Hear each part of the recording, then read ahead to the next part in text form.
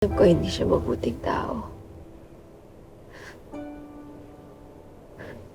Parang siningil siya ng karma.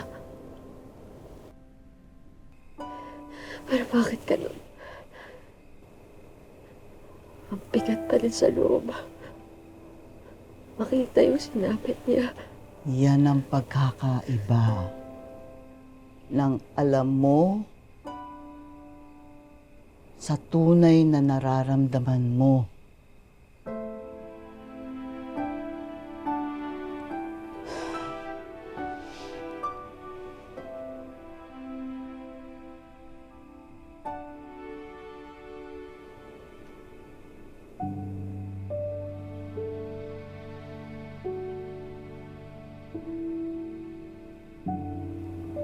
Kadalasan,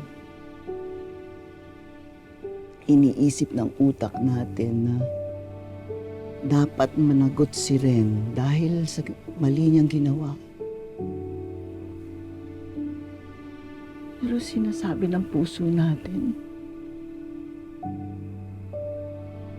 hindi yun ang tunay na hustisya.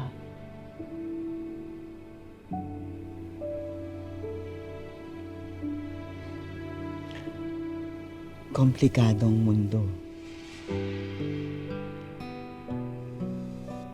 Madalas, mahirap matuntun kung anong tama, kung anong mali.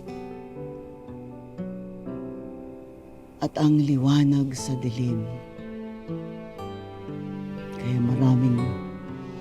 maraming naliligaw ng landas.